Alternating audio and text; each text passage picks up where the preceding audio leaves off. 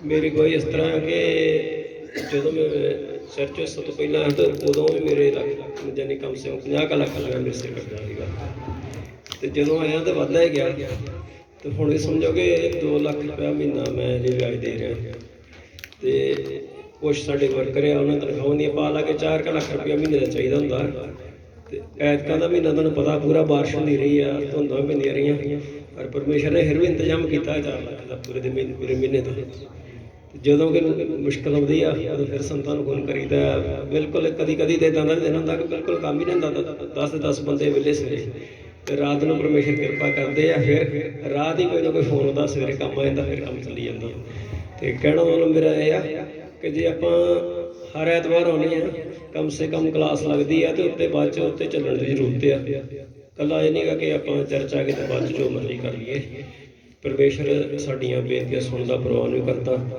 ਤੇ ਤੁਹਾਨੂੰ ਮੈਂ ਇਹੀ ਕਹਿ ਰਿਹਾ ਕਿ ਜਿੱਦਾਂ ਮੈਂ ਕਰਦਾ ਤੁਸੀਂ ਵੀ ਕਰੋ ਬਾਕੀ ਸੰਤਾਂ ਦਾ ਬਹੁਤ ਯੋਗਦਾਨ ਹੈ ਜਦੋਂ ਵੀ ਦੁੱਖ ਤਕਲੀਫ ਹੁੰਦੀ ਆਪਾਂ ਮੈਂ ਫੋਨ ਕਰਦਾ ਉਸ ਵੇਲੇ ਪ੍ਰੇਰ ਕਰਦੇ ਆ ਹਰ ਕੰਮ ਪੂਰਾ ਹੁੰਦਾ ਹਾਲੇਲੂਇਆ ਇਹਨਾਂ ਨੇ ਸ਼ੁੱਕਰਵਾਰ ਫੋਨ ਕੀਤਾ ਹੈ ਸ਼ੁੱਕਰਵਾਰ ਫੋਨ ਕਹਿੰਦੇ ਵੀ ਕੰਮ ਨਹੀਂ ਆ ਰਿਹਾ ਮੈਂ ਸੋਮਵਾਰ ਤੁਹਾਨੂੰ ਕੀ ਮਿਲੇਗਾ ਨਵਾਂ ਕੰਮ ਮਿਲੇਗਾ ਸੋਮਵਾਰ ਮਿਲਿਆ ਨਾ ਕੰਮ ਫਿਰ ਨਵਾਂ ਸੋਮਵਾਰ ਨਵਾਂ ਕੰਮ ਮਿਲੇਗਾ ਕਿਉਂਕਿ ਉਦੋਂ ਆਵਾਜ਼ ਕਿਹਦੀ ਆਉਂਦੀ ਆ ਪਵਿੱਤਰ ਆਤਮਾ ਦੀ ਭੈਣ ਤੇ ਆਉਂਦੀ ਆ ਇਹਨਾਂ ਦਾ ਕਹਿਣ ਦਾ ਮਤਲਬ ਵੀ ਆਪਾਂ ਰੋਜ਼ ਆ ਰਹੇ ਆ ਸੰਡੇ ਸਰਵਿਸ ਕਲਾਸ ਦੇ ਵਿੱਚ ਆ ਰਹੇ ਆ ਪਰ ਨਹੀਂ ਇਕੱਲੇ ਪਾਸਟਰ ਤੇ ਨਿਰਭਰ ਆਪਾਂ ਨਹੀਂ ਰਹਿਣਾ ਆਪਾਂ ਘਰ ਜਾ ਕੇ ਕੀ ਕਰਨੀ ਆ ਮਿਹਨਤ ਕਰਨੀ ਆ ਕਈ ਕਹਿੰਦੇ ਬਾਬਾ ਟਾਲ ਤੇ ਪੱਕੀਆਂ ਪਕਾਈਆਂ ਖਾ ਲ ਪਰ ਨਹੀਂ ਉਹ ਨਹੀਂ ਪੱਕੀਆਂ ਪਕਾਈਆਂ ਨਹੀਂ ਖਾਣੀਆਂ ਆਪਾਂ ਆਪ ਪਕਾ ਕੇ ਗਿਆ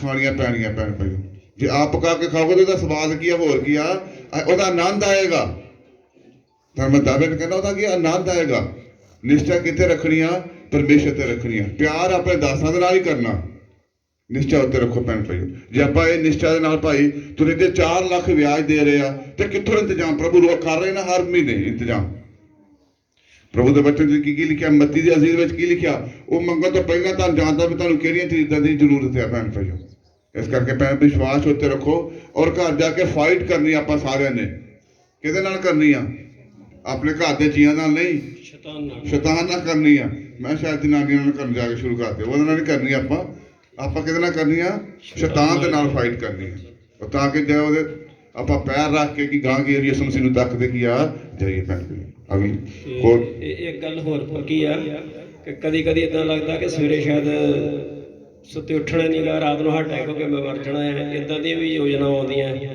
ਤੇ ਤੁਸੀਂ ਸਮਝੋ ਕਿ ਜੇ ਮੈਂ 4 ਲੱਖ ਰੁਪਇਆ ਮਹੀਨਾ ਦੇ ਰਿਹਾ ਉਹ ਬੰਦੋਬਸਤ ਪਰਮੇਸ਼ਰ ਕਿੰਨਾ ਵੱਡੀ ਰਕਮ ਦਾ ਬੰਦੋਬਸਤ ਕਰਦਾ ਜਿਹਦੇ 4 ਲੱਖ ਰੁਪਏ ਦਾ ਫਿਰ ਉਹਨਾਂ ਦਾ ਇੰਤਜ਼ਾਮ ਹੁੰਦਾ ਹੈ ਤੇ ਕਿਸੇ ਵੇਲੇ ਆਪਾਂ 50,000 ਰੁਪਏ ਕਰਜ਼ੇ ਤੋਂ ਪਰੇਸ਼ਾਨ ਹੋ ਜਾਂਦੇ ਹਾਂ ਮੈਂ ਆਮ ਕਿਤੇ ਹੋਰ ਕਿਤੇ ਵੀ ਗੱਲ ਕਰਦਾ ਹਾਂ ਕਿਸੇ ਸੰਗਤ ਵਿੱਚ ਤਾਂ ਆਮ ਲੋਕ ਕਹਿੰਦੇ ਆ ਵੀ ਸਾਡੇ ਬੰਦੇ ਇੱਦਾਂ ਦੇ 50,000 ਤੇ ਪਰੇਸ਼ਾਨੀ ਕਰ ਦਿੰਦੇ ਆ ਪਰ ਪਰਮੇਸ਼ਰ ਵੇਖੋ 50,000 ਇਹੋ ਜਿਹੇ ਲੋਕ ਹੈ ਜਿਨ੍ਹਾਂ ਦਾ ਸਿਰ ਕਰੋੜਾਂ ਰੁਪਇਆ ਅਰਬਾਂ ਰੁਪਇਆ ਯਾਨੀ ਕਰਜ਼ਾ ਆ ਤੇ ਪਰਮੇਸ਼ਰ ਫਿਰ ਉਹਨਾਂ ਨੂੰ ਨਵੇਂ ਸਿਰੇ ਕਹਿ ਲਓ ਪੈਦਾ ਕਰਦਾ ਹੈ ਫਿਰ ਸਟਾਰਟ ਕਰਦਾ ਹੈ ਇੱਦਾਂ ਦਾ ਕੋਈ ਕੰਮ ਹੀ ਨਹੀਂ ਜਿਹੜਾ ਨਾ ਹੋਵੇ ਹਰ ਕੰਮ ਹੀ ਮੈਂ ਤੇ ਹੁਣ 2.5 ਸਾਲ ਹੋ ਗਏ ਤਜਰਬੇ ਕਰਕੇ ਸਿੱਖ ਗਿਆ ਕਿ ਜੇ ਇੱਥੇ ਆ ਕੇ ਨਹੀਂ ਹੋਣਾ ਫਿਰ ਕਿਤੇ ਵੀ ਨਹੀਂ ਹੋਣਾ ਉਹਦੇ ਨਾਲ ਚੰਗੀ ਗੱਲ ਹੈ ਕਿ ਜੇ ਪ੍ਰਭੂ ਯਿਸੂ ਮਸੀਹ ਨੇ ਕਿਹਾ ਹੈ ਕਿ ਮੇਰੇ ਕਰਕੇ ਦੁੱਖ ਚੱਲਣੇ ਪੈਂਦੇ ਚੱਲੀਏ ਆਖਰ ਸਵਰਗ ਦਾ ਰਸਤਾ ਸਾਡੇ ਵਾਸਤੇ ਖੁੱਲ੍ਹਾ ਹੈ ਨਾ ਬਾਕੀ ਕੰਮ ਤੇ ਇੱਥੇ ਰਹਿ ਜਾਣੇ ਸਾਰਾ ਧੰਨਵਾਦ ਸਿਸਟਰ ਦਾ ਨਾਮ ਗੁੱਡ ਹੈ ਇਹ ਸਿਸਟਰ ਇਸੇ ਪਿੰਡ ਦੇ ਰਹਿਣ ਵਾਲੇ ਨੇ ਇਸ ਸਿਸਟਰ ਦੀ ਗਵਾਹੀ ਇਸ ਤਰ੍ਹਾਂ ਹੈ ਕਿ ਸਿਸਟਰ ਦਾ 20,000 ਰੁਪਏ ਬਿੱਲ ਆ ਗਿਆ ਸੀ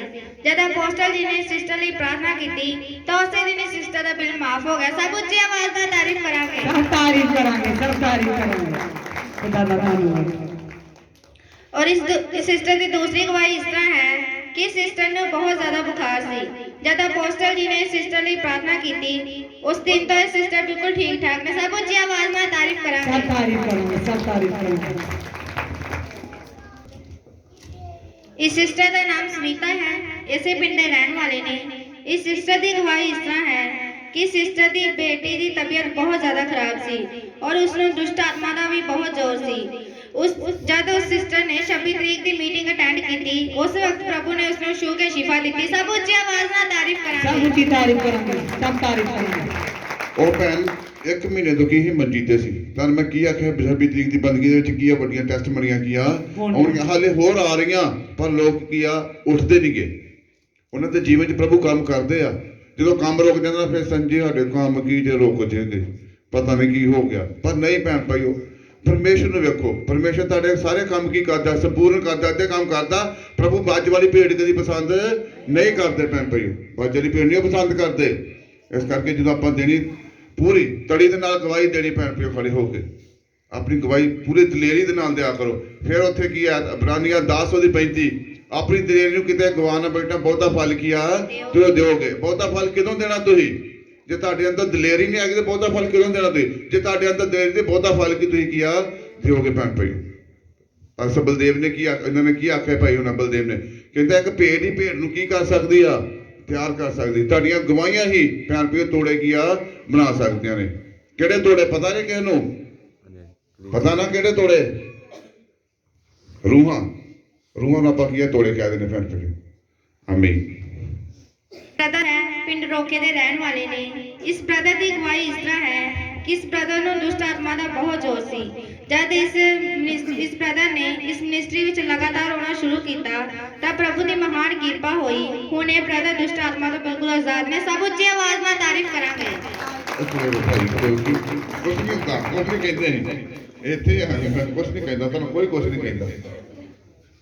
ਭੱਜਣਾ ਨਹੀਂ ਅੱਗੇ ਕੋਈ ਹੋਰ।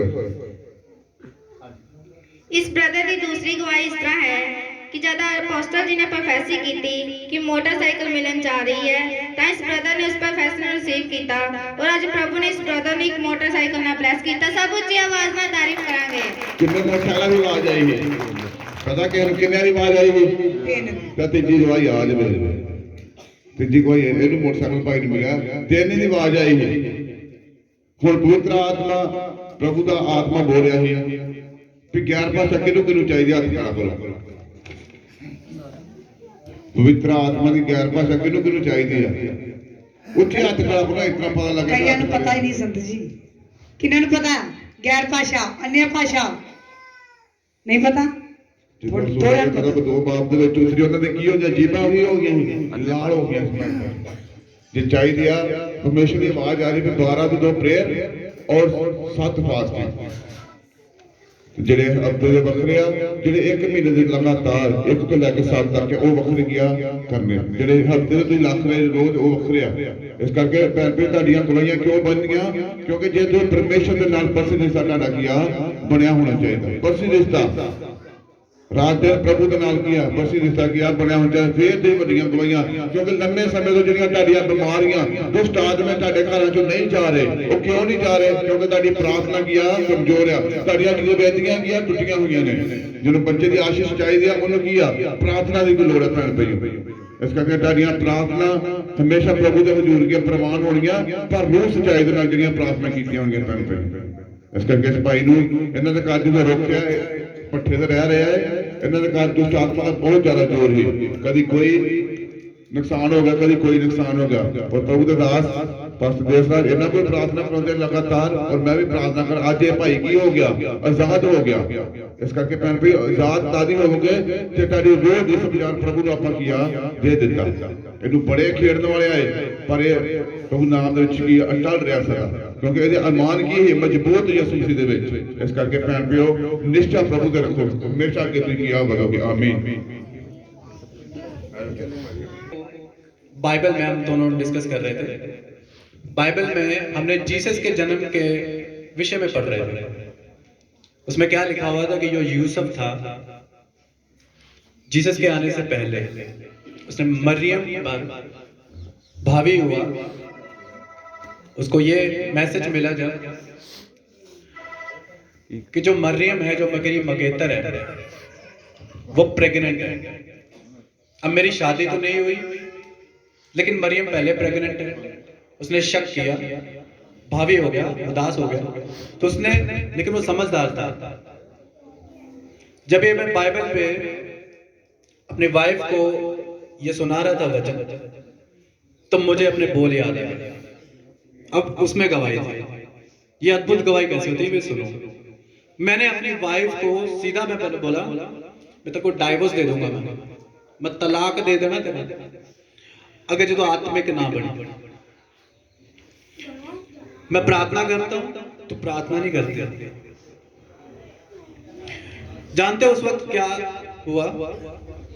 ये आज से 3 हफ्ते पहले की बात है। 3 हफ्ते पहले की बात है। मैंने अपनी वाइफ को चैलेंज कर दिया, मैंने बस डाइवोर्स दे देना है मेरे तरफ। अगर मैं आत्मिक में रहना चाहता हूं तो तुम आत्मिक में रहना नहीं चाहते हो तो मैंने डाइवोर्स दे देना। मैंने खुद कोरे कागज पर साइन कर दिया, मेरा तेरा लेखा जोखा खत्म। उस प्रकार से जब हमने बाइबल पढ़ी तो यूसुफ के साथ भी ऐसा ही हुआ। अब यूसुफ ने सोचा कि यार मैं इसको छोड़ देता हूं, मरियम को छोड़ देता हूं। उसी रात पवित्र स्वर्गदूत ने उसको दिशा दिखाई कि वो परमेश्वर का बच्चा है जिसका नाम जीसस है। अब जीसस रखोगे, वो परमेश्वर की ओर से, और उसको तुम छोड़ना नहीं। तो यूसुफ ने वैसे ही किया। हाँ, परमेश्वर मैं उसको छोड़ूंगा नहीं। उसने उसको उससे शादी कर लिया। अब जानते हैं इस गवाही का मतलब क्या हुआ? समझ में आई आपको? आपको मेरी बात समझ में आ रही?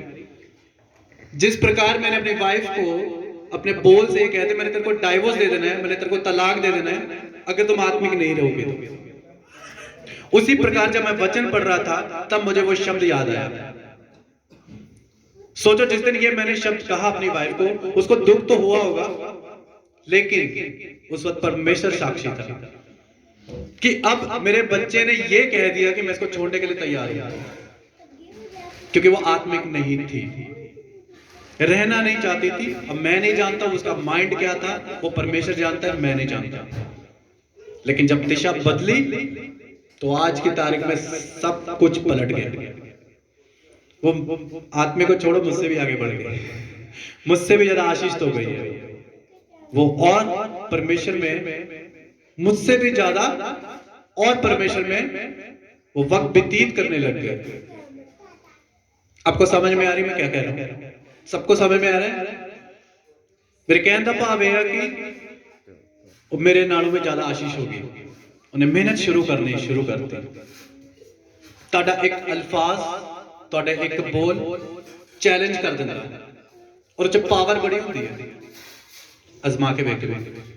मैं इसे करके क्या, मेमने के लहू के कारण और गवाही के कारण वो उस पर जयवंत हो गए।